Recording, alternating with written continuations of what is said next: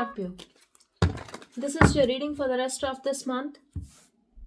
इस तरफ देखेंगे हम आपकी एनर्जी, इस तरफ होगी आपके पार्टनर की energy. You versus them spread है. This is for Scorpio sun moon rising, Venus and north node. चलिए देखते हैं. ओके, बहुत ही खुश हैं आप.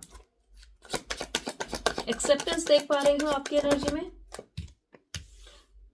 स्कॉर्पियो वो भी बहुत खुश है आपके साथ. चलिए देखते हैं. आप देखते हैं इस इंसान को ऐसे जैसे वो बहुत ज़्यादा ऑब्सेस्ड है, वो बहुत ज़्यादा सिडक्टिव है, या वो आपकी ऑब्सेशन है. यस, बट वो आपको ऐसे देखते हैं जैसे आप एक मिस्ट्री हो. ओके, उनको लगता है कि आप बहुत ज़्यादा इमोशनली और फाइनेंशियली इंडिपेंडेंट हैं, खुश हैं, स्टेबल हैं अपनी लाइफ में, सिंगल हैं, बहुत अट्रैक्टिव हैं. आपको लगता है कि वो बहुत ज़्यादा सिडक्टिव हैं, बट कहीं ना कहीं उनका थोड़ा नेचर है कंट्रोल करने का. अब या तो वो खुद को कंट्रोल करते हैं या तो वो कंट्रोल करना चाहते हैं इस रिलेशनशिप को. ये आपका पर्सपेक्टिव है. आप सोच रहे हैं कि आप उनसे बात करें, आप ट्रेवल करें उनकी तरफ या फिर उनके साथ. वो भी मूवमेंट चाहते हैं इस रिलेशनशिप में, वो भी यही सोचते हैं.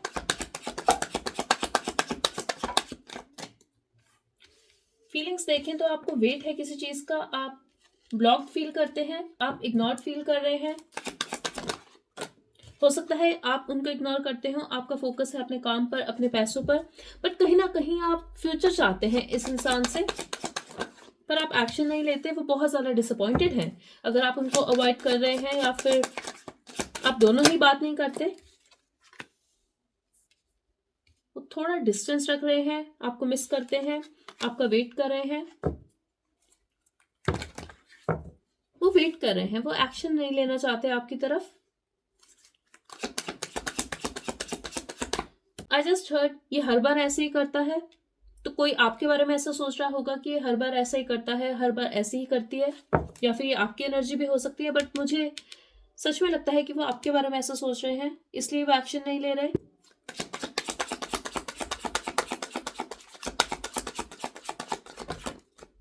आप चाहते हैं एक क्लियर कट कम्युनिकेशन, क्लैरिटी हो सिचुएशन में. आपकी इंटेंशन है कि आप उनको और जान लें और फिर आप एक नई शुरुआत करें उनके साथ. अगर आप दोनों के बीच में डिस्टेंस है, ये लॉन्ग डिस्टेंस रिलेशनशिप भी हो सकता है, ये इमोशनल डिस्टेंस भी हो सकता है कुछ लोगों के लिए. वो चाहते हैं आपके साथ एक फैमिली, वो चाहते हैं आपके साथ शादी करना. उनकी इंटेंशन है कि उनको ग्रोथ चाहिए इस रिलेशनशिप की. आप अभी इस स्टेज पर हैं कि आपको उनको और जानना है, आपको अपने बारे में कुछ बताना है, और तब आपको एक नई शुरुआत चाहिए. बट वो ऑलरेडी उस पॉइंट पर हैं कि उनको सिर्फ शादी करनी है आपसे, और उनको लगता है कि आप अभी कमिट नहीं कर. उनकी क्लियर इंटेंशन है, उनको शादी करनी है, उनको फैमिली चाहिए आपके साथ. वो आपकी फैमिली के साथ भी एडजस्ट कर लेंगे, ये मुझे सुनाई दे रहा है, लेकिन उनको आपके साथ शादी करनी है. आपकी हिडन इंटेंशन देखें तो आप चाहते तो हैं स्टेबिलिटी, लेकिन आपको चाहिए कि सब चीज़ें धीरे धीरे आगे बढ़े, स्टेप बाय स्टेप. आप बहुत ज़्यादा स्लो एनर्जी में हैं और वो बहुत ज़्यादा फास्ट है. देख लेते हैं आप कोई एक्शन लेंगे.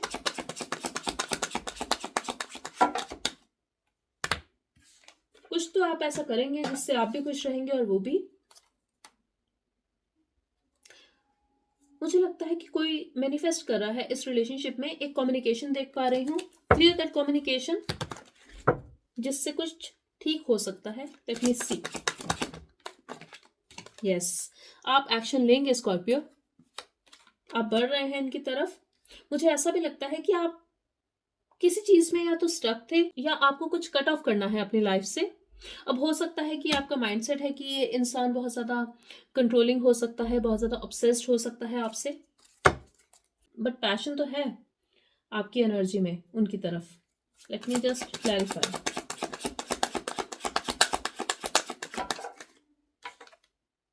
ओके, तो कोई थर्ड इंसान की प्रेजेंस हो सकती है, ये थर्ड पार्टी सिचुएशन भी हो सकती है,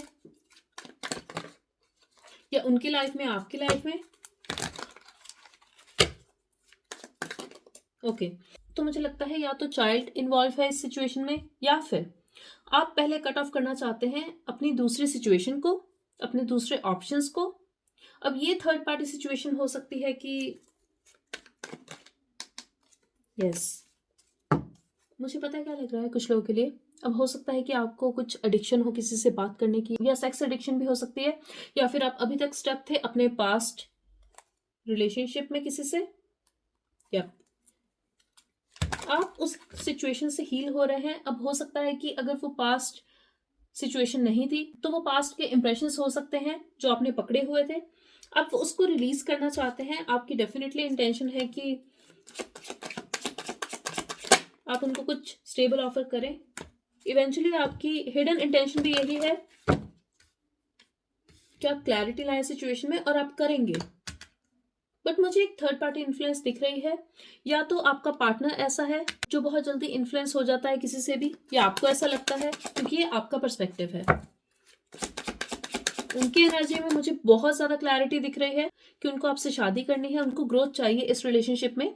बट जब बात करें उनके दिल की तो वो हर्ट है, वो डिसअपॉइंटेड है, बट फिर भी वो आपको छोड़ना नहीं चाहते, वो छोड़ ही नहीं सकते, ये मुझे दिखाई दे रहा है।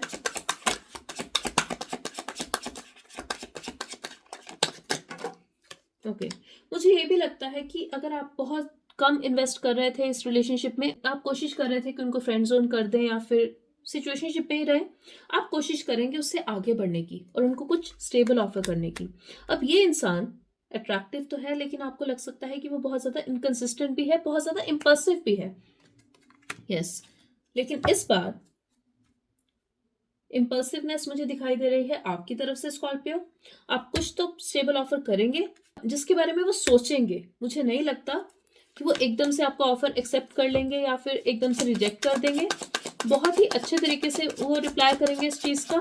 बट कहीं ना कहीं उनको सच में लगता है कि आप दोनों ऑलरेडी हस्बैंड वाइफ हैं, आपका एक स्टेबल रिलेशनशिप है और इवेंचुअली आप दोनों साथ रहेंगे, ये दिख रहा है मुझे उनकी एनर्जी में।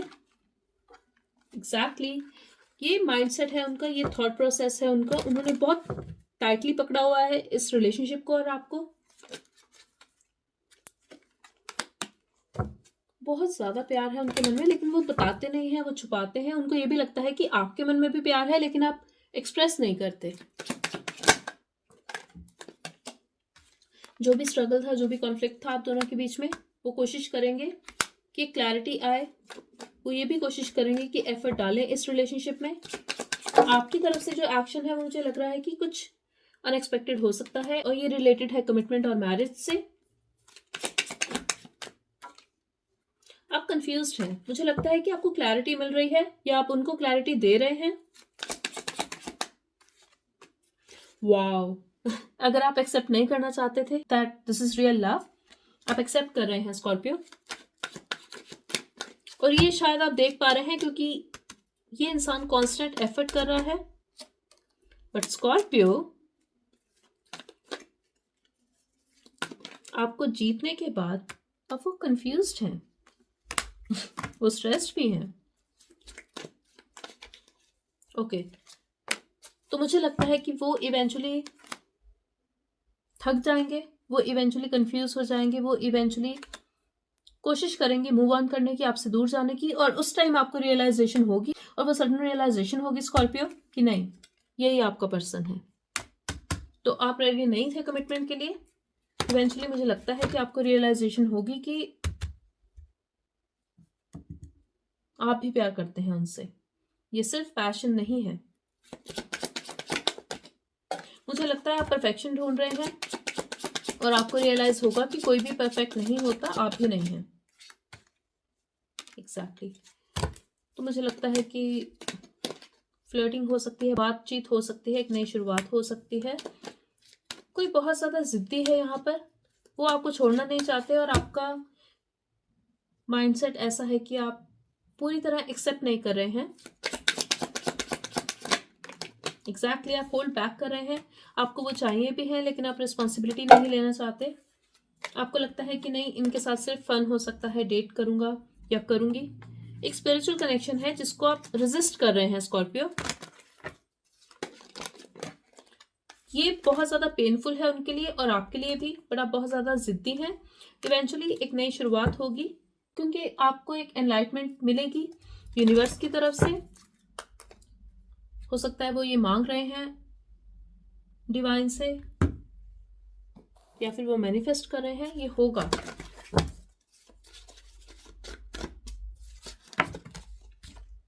You understand me so well. I am worried you will leave me. हाँ, वो कॉन्स्टेंट फियर में है कि आप उनको छोड़ देंगे, क्योंकि उनको पता ही नहीं है कि आपको चाहिए क्या। You feel like home. उनको लगता है कि आप ही उनके सब कुछ है। Let's understand each other more. वो जानना चाहते हैं आपको। Please be patient with me. मुझे लगता है ये आपकी एनर्जी है। वो जानना चाहते हैं आपको, और या आप उनको और जानना चाहते हैं, बट वो ऑलरेडी उस माइंडसेट में है कि वो आपके लिए ही बने हैं। आप दोनों साथ ही रहेंगे। आपको लेकिन चाहिए कि वो थोड़ा पेशेंस से काम ले, थोड़ा एक दूसरे को और जान ले आप दोनों। One more message. आप कंफ्यूज्ड हैं, बट इस सिचुएशन में एक और चांस मिलेगा।